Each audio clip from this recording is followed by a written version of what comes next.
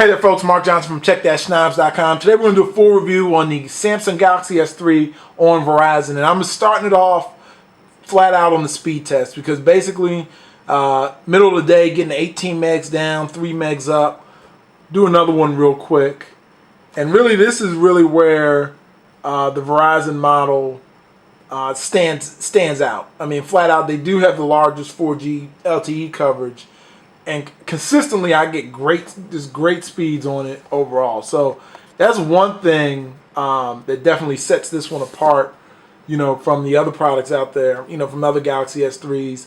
And another thing is, you know, not much can be said in addition to what I've already said about the Galaxy S3. I mean, this is the best Android phone you can buy currently. It is the fastest I've used. It's got 2 gigs of RAM. Very, very smooth, and with Jelly Bean coming, Android 4.1, it's only going to get better. As far as what Verizon's done to it, for the most part, they really haven't added a whole bunch of additional widgets. I mean, they've added a lot of their, you know, Verizon stuff, My Verizon Mobile. Of course, you have the hotspot feature if you subscribe to that, VZ Navigator, Verizon Tones. And this one does actually have visual voicemail. I believe, since it's my review unit, I still believe I have it free, but I think they still do charge for it. But I'll have to double check on that.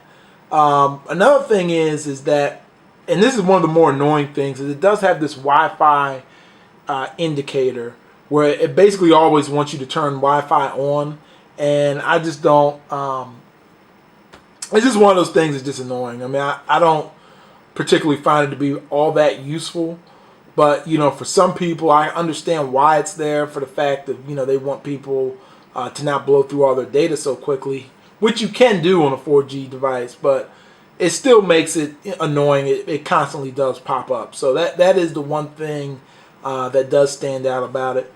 I'm going to look at the back one more time. I like showing this off because the fact that this one has a removable micro SIM card is a great thing, and that's where I see the Sprint model lacks. I mean, they do offer unlimited data, Sprint does, but it's so slow, and then the fact that you can't change your SIM card definitely hampers it a bit. So overall, Verizon wins on that as well. So, you know, a lot of things, you know, this is just a fast, fun, great device. I mean, there's not really a whole difference in this one versus the other ones. You know, going into the camera sensor is just as good as the iPhone 4. Actually, it's the same sensor in it, and takes great pictures. Very fast overall. Has burst mode. A lot of nice features with that. And then another thing I do like, you know, looking at the menu, you get your mobile hotspot. Things are just easier to use, and I think, you know, typically in a lot of other Android devices, you find that to be a little bit more challenging. Even if you use a Nexus device, and I'll bring that one up specifically because that's the device I was using as my main Verizon device, and I'm going to go ahead and switch to the Galaxy S3 because basically I just like this a whole lot better than the Nexus. I mean, it just, for me, it gives me, it's faster, it's smoother, screen, you know, is a little bit bigger, it's 4.8 inch, and then overall, you know, I just like the feel of it.